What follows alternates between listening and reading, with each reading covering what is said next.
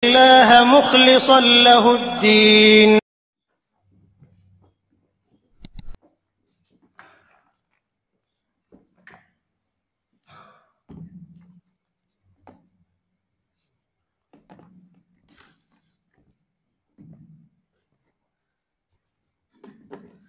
Assalamualaikum warahmatullahi wabarakatuh.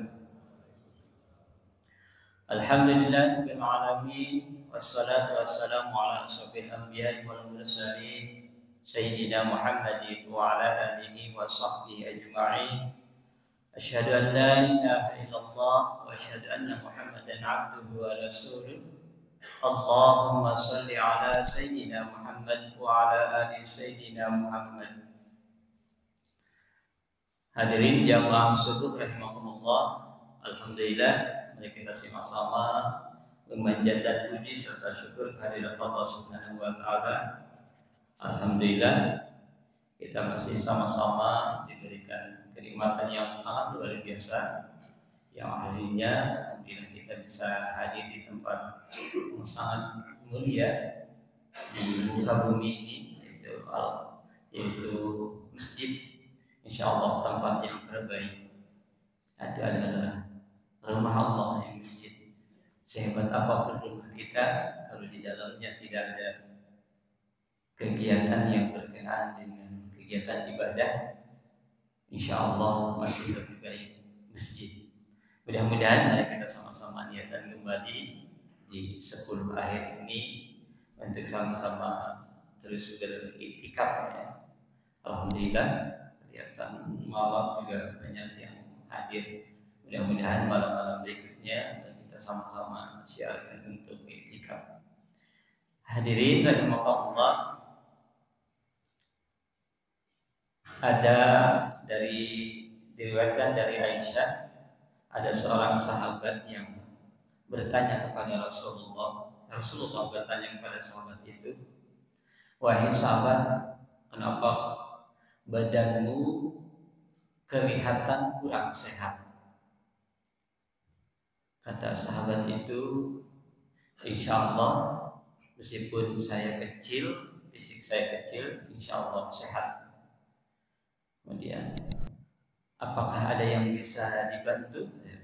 Saya secara teksnya, tapi ini minimalnya dari Aisyah itu.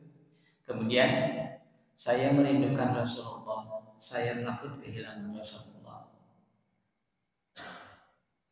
Jadi ini adalah kisah Sauban yang pertama di awalnya budak dimerdekakan oleh Rasulullah. Setelah itu dia masuk Islam dan kecintaannya kepada Rasulullah itu sangat luar biasa. Apapun yang disampaikan oleh Rasulullah, dia selalu melaksanakan dengan segera. Ini luar biasanya Sauban yang kita dengar. Sauban itu juga adalah orang yang beribadahnya yang tidak pernah ketinggalan sholat berjamaahnya.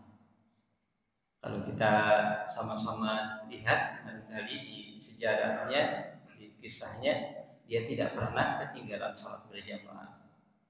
Setiap hari bahkan lebih awal datangnya. Ini luar biasa. Saya pun belum bisa sampai melaksanakan itu. Sauban pada suatu hari subuh itu tidak hadir Sauban. Kemudian Rasulullah melihat ke kiri ke kanan dan dia agak aneh, kenapa tidak ada Sauban? Ketika ditanyakan ke sahabat, di mana Sauban jamaah, sahabat tidak ada yang tahu. Kemudian sampai ditunggu sholat berjamaah subuhnya, ditunda dulu menunggu Sauban. Ini luar biasa. Orang yang belum dikenal pada saat itu di sahabat yang lainnya, belum terkenal seperti sahabat-sahabat lain, dia ditunggu oleh Rasulullah untuk sama-sama melaksanakan sholat subuh. Luar biasanya. Ada apa dengan Sauban? Yang akhirnya karena waktu subuh sedikit, akhirnya Rasulullah dengan sahabat lain langsung melaksanakan sholat berjamaah subuh. Jadi Sauban tidak ada. Setelah selesai, dikira selesai, ditanyakan kepada sahabat lagi. Ada yang tahu di mana Sauban? Tidak ada. Ada yang tahu rumahnya? Ternyata ada sahabat yang tahu rumahnya. Luar biasa. Kata Rasulullah, ya kita tengok Sauban. Ini luar biasa ya. Kalau tidak ada jamaah satu ditengok, luar biasa. Mudah-mudahan Rasulullah sangat luar biasanya. Akhirnya didatangi, ternyata luar biasa. Ke rumahnya Sauban itu ternyata perkiraan yang disampaikan Rasulullah itu adalah sampai 3 jam nyampe ke rumahnya. Baru nyampe. Berarti luar biasa. 1 kilo, kayaknya lebih sekilo ya. 2 kilo lebih kan, 3 jam. Mungkin pada saat itu tidak banyak kendaraan kayak kita sekarang cepat, yang mobil, yang motor, mungkin kuda, mungkin nggak punya kudanya. Tapi luar biasanya sangat jauh sehingga Rasulullah meneteskan air matanya.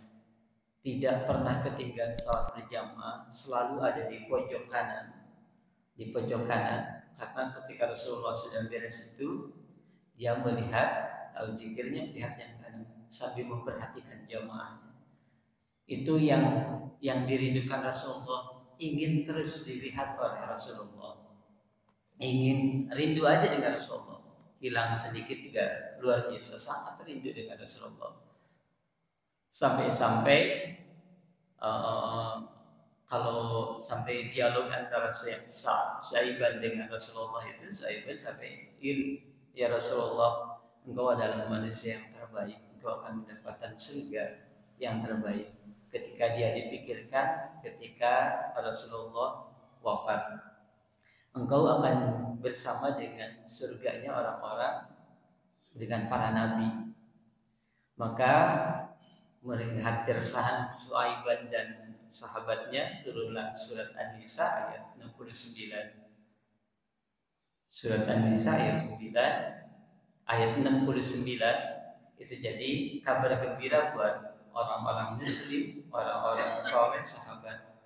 Ternyata surga bukan hanya orang di golongan para nabi saja, ada wasyuhada, wassadiqin, dan para syuhada. Nah, kalau syuhada kita insya Allah bisa dicapai. Shadiqin, orang-orang yang benar, insya Allah kita juga bisa dicapai. Wa hasuna ulaika rafiqa, dan itulah teman yang terbaik katanya. Jadi luar biasa. Kembali lagi ke Syaiban, akhirnya datang, assalamualaikum, datang ditanyakan kepada, masuk ke rumahnya Syaiban, dia ketemu dengan istrinya. Wahai ya, istri Syaiban, di mana Syaiban? Kemudian kata istri Syaiban, sambil Syaiban sudah tiada, Syaiban sudah wafat, sudah meninggal. Rasulullah semakin terharu, semakin menangis. Syaiban meninggalkan sholat berjamaah karena sudah tidak bernyawa lagi, sudah dipanggil Allah. Ini kalau saya nggak ada apa-apanya, insya Allah jamaah di sini luar biasa, berjamaahnya luar biasa. Ini mengingatkan saya mudah-mudahan bisa termotivasi, terinspirasi. Jadi meninggalkan sholat berjamaah itu karena udah nggak ada nyawanya, memaksakan diri untuk berjamaah itu luar biasa, dan pahala berjamaah juga luar biasa. Kemudian Rasulullah bertanya, ada sesuatu yang ditinggalkan oleh Syaiban atau pesan sesuatu? Yaitu istrinya belum teringat apa, belum ada, hanya pesan tidak ada. Yang akhirnya ketika sakaratul maut, ada 3 kata yang luar biasa, saya nggak paham, kata istrinya. Yang pertama adalah, kenapa tidak lebih jauh? Rasulullah tersenyum gitu. Karena ketika mau wafat, kita akan diperlihatkan amalnya oleh Allah Subhanahu wa taala. Sampai kenapa tidak lebih jauh lagi, kata Syaiban. Oh, itu jadi ditafsirkan, itu jadi amalan-amalan surga sudah tampak, ya. tampak luar biasa indahnya. Jadi dia mengingatkan ternyata pahala datang ke masjid ingin sholat berjamaah itu sangat luar biasa pahalanya. Ya akhirnya pengen lebih jauh lagi. Aduh luar biasa kalau kita bandingin dengan itu, saya sendiri rumah dekat berapa menit ya ke sini. Allahu Akbar, tapi sholat berjamaah luar biasa susahnya. Mudah-mudahan ini menjadi motivasi yang kedua. Yang kedua apa katanya? Yang kedua yang mengatakan kenapa tidak yang baru. Jadi pernah Saiban itu ketika berangkat ke masjid, kebayang ya kalau 3 jam ke masjid berarti jam berapa ya? Jam 2 jam 2 udah berangkat. Itu biasanya kondisi-kondisi orang yang di Mekah katanya. Di Mekah biasanya sekolah di awal karena enggak kebagian jam 1 udah pada berangkat. Ini luar biasa. Kedinginan dia biasanya memakai baju yang dalamnya yang bagus, yang terbaru, yang luarnya itu jaket biasa supaya itu untuk mencegah dingin gitu ya. Ada yang kedinginan ketemu di perjalanan, ada yang sangat kedinginan yang akhirnya baju itu yang baju luarnya jaketnya itu diselimutkan kepada sahabat yang kedinginan itu yang perjalanan. Dan itu kalimatnya, kenapa yang enggak baru gitu, kenapa yang tidak baru yang saya kasihkan. Itu saking luar biasanya mengenai pahala, diperlihatkan amal yang sangat luar biasa. Pahala ketika kita mengasihkan sesuatu yang terbaik. Insya Allah di 10 akhir ini kita sama-sama memberikan sesuatu kepada orang lain atau memberikan takjil atau apapun yang bermanfaat, tentu saja yang bermanfaat. Yang terakhir kisahkan kenapa tidak semuanya, itu yang paling bingung katanya. Saiban juga pernah ketika ada orang yang kelaparan, dia lagi memegang roti, tapi rotinya itu dikasihnya setengah karena dia juga sama lapar, kondisinya lapar, akhirnya dikasih setengah ewang gitu ya. Itu luar biasa, diperlihatkan pahalanya luar biasa. Ya Allah, kenapa tidak semuanya saya kasihkan? Mungkin pahalanya lebih luar biasa lagi.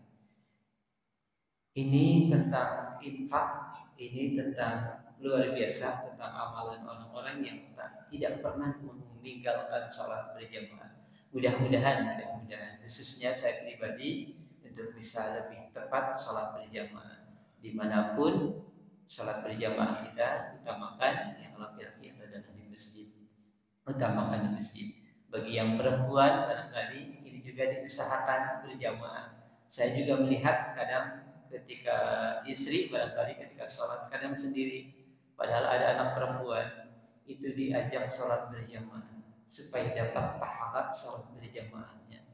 Juga kadang di kantor-kantor juga begitu, saya juga suka melihat, diingatkan kadang sendiri-sendiri di depan kantornya. Padahal kalau dimanfaatkan untuk sholat berjamaah itu juga sangat luar biasa. Dan mereka bersama-sama, kalau kita sudah terbiasa dengan sholat berjamaah, yuk kita sama-sama, generasi kita, keluarga kita, anak-anak kita minimal diajak tidak umum, berarti harus ada upaya lebih, berajak untuk sholat berjamaah. Karena kalau kita mengandalkan kita soleh sendiri, sementara kita sudah diingatku anfusakum wa ahlikum nar, jagalah dirimu dan keluargamu dari api neraka. Mudah-mudahan dengan terus sama-sama mengikhtiarkan untuk sholat berjamaah, dan di dalam sholat berjamaah dan mudah-mudahan penuh keikhlasan dan kesabaran. Kadang ada yang suka lama juga baca Al-Quran, terlalu asik mungkin baca Qurannya. Mudah-mudahan kita juga sama-sama bisa menikmati apa yang dibaca, Al-Quran yang dibaca, siapapun yang dibaca, mudah-mudahan bisa menikmati itu. Kadang mohon maaf, ada juga yang merasa kebisingan ketika Al-Quran dibaca. Ini astagfirullah ya, mudah-mudahan kita tidak termasuk golongan yang itu. Ketika ada yang membaca Al-Quran dan kondisi apapun, yuk kita sama-sama nikmati. Sakit gigi misalkan, kayaknya insya Allah ketika mendengarkan Al-Quran, karena Al-Quran adalah syifa linnas, obat bagi manusia, bagi orang-orang yang memahami itu. Itu aja yang bisa disampaikan. Mohon maaf atas segala kekurangannya. Subhanakallahumma wa bihamdika asyhadu an la ilaha illa anta astaghfiruka wa atubu ilaik. Assalamualaikum warahmatullahi wabarakatuh. الله مخلصا له الدين